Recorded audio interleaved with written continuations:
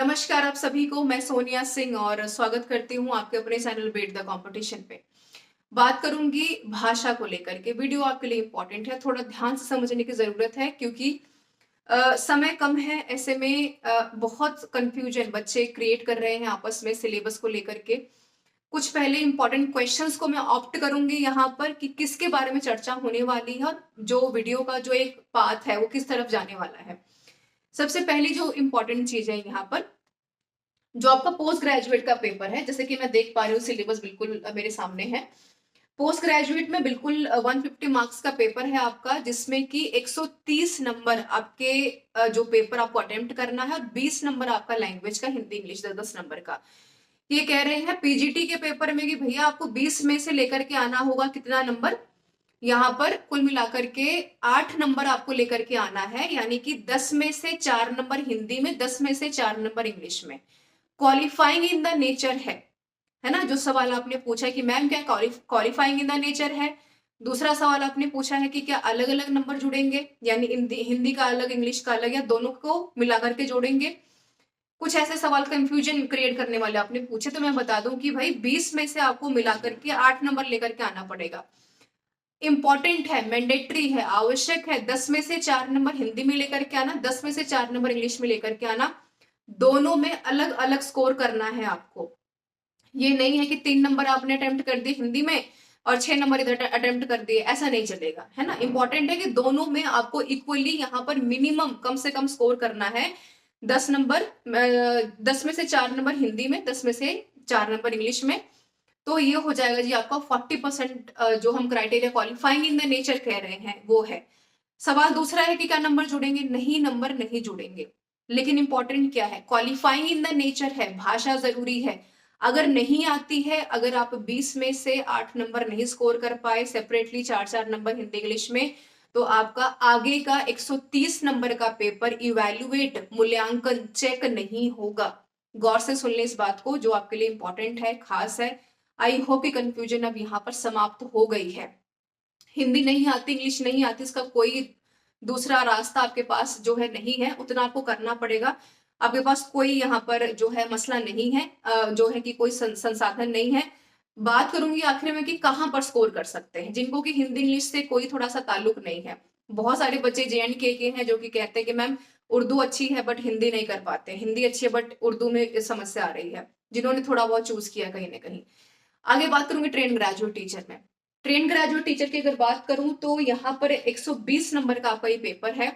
30 number की आपकी यहाँ पर कुल मिलाकर ये हो जाएगी लैंग्वेज। 30 नंबर में 10 नंबर की हिंदी, 10 नंबर की इंग्लिश, 10 नंबर की रीजनल भाषा जो कि आपने अपनी मर्जी से चुनी है, ठीक है। तो 10 में से अगेन वही बात है, जो आपको ध्यान में रखना है कि भाई 30 नंबर का फिर से 40% मार्क्स आपको इवेल्युएट करना है।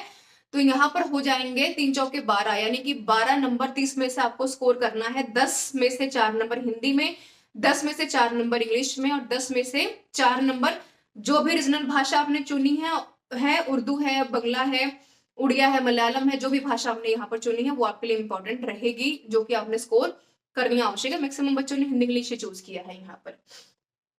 आई होप कि समझ गए होंगे। 100 अब आपको ये समझना है कि ट्रेन ग्रेजुएट टीचर में कि जो आपका 30 नंबर का भाषा वाला जो पार्ट है ना, उसके मार्क्स नहीं जुड़ेंगे। ये सिर्फ क्वालिफाइंग इन द नेचर है कि भाई बच्चे को आती हैं चीजें। रीजनल भाषा बिल्कुल आपके जर्नल लैंग्वेज से थोड़ी सी मुश्किल होगी आपके लिए, है ना। जैसे कि थोड़ा सा टिपिकल क्वेश्चंस होंगे, हो सकता है कि पैराग्राफ आपको जो हिंदी वाला है नॉर्मल सेक्शन 10 नंबर वाला, उसमें आपको कुछ थोड़ा सा आसान मिल जाए। लेकिन जब रीजनल लैंग्वेज में जाएंगे तो थोड़ा सी आपको टिपिकल यानी भाषा थोड़ी सी मुश्किल मिलेगी।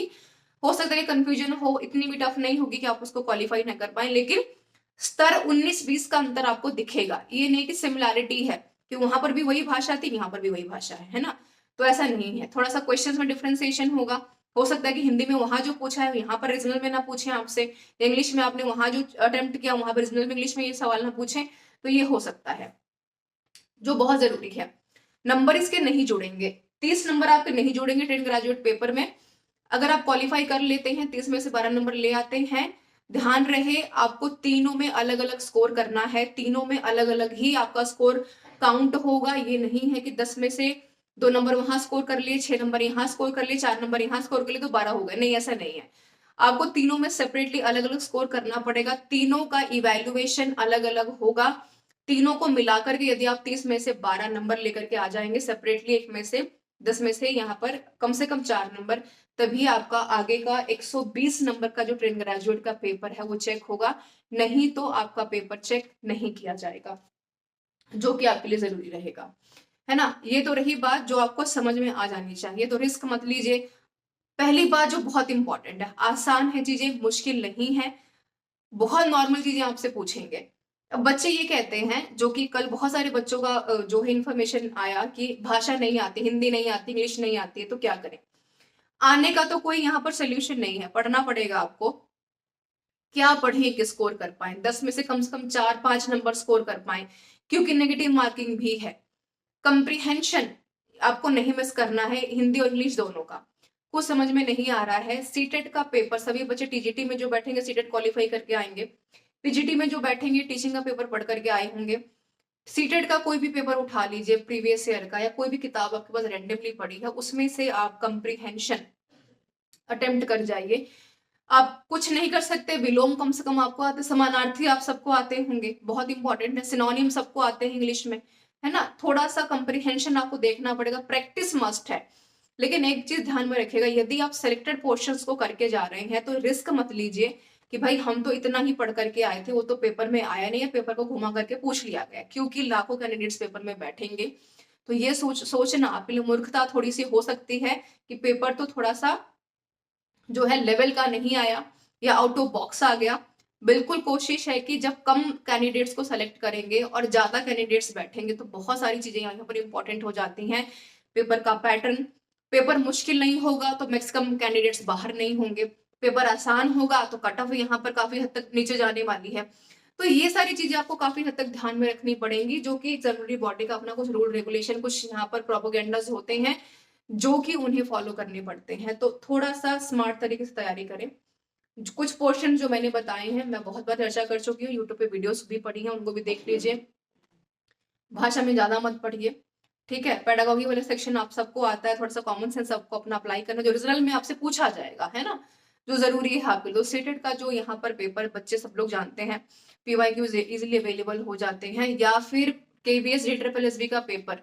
और यहाँ पर कल मैं मॉक भी अटेम्प्ट करवाऊंगी आपसे 11 बजे, तो वहां पर भी मैं केवीएस का पेपर अटेम्प्ट करने वाली हूँ 2023 का, इस बार का। उसको देखिए सारी चीजों को, कंप्रीहेंशन कैसा आया है, कैसा क्वेश्चन है लेवल का, क्या स्ट्रक्चर फॉर्मेट है। यूट्यूब पे free of cost videos available है, पीडीएफ अवेलेबल है टेलीग्राम के ऊपर, जिनका लिंक डिस्क्रिप्शन बॉक्स में है। तो थोड़ा सी मेहनत आपको करनी पड़ेगी, बजाय कि आप इन सवालों को बार बार पूछें कि भाषा नहीं आती है, क्योंकि उसका सोल्यूशन नहीं है। और 20 दिन पहले यदि आप सोल्यूशंस मांग रहे हैं तो रिस्क वाली बात है। और नेगेटिव मार्किंग में रिस्क लेना थोड़ा सा सिलेक्शन से खुद को बाहर करती है। लेकिन फिर भी बीट द कंपटीशन पूरी मदद करने के लिए तैयार है आपकी। कोई कमेंट, कुछ सजेशन जरूर दीजिएगा। बने रहिए बीट द कंपटीशन के साथ। Thank you so much everyone for joining me.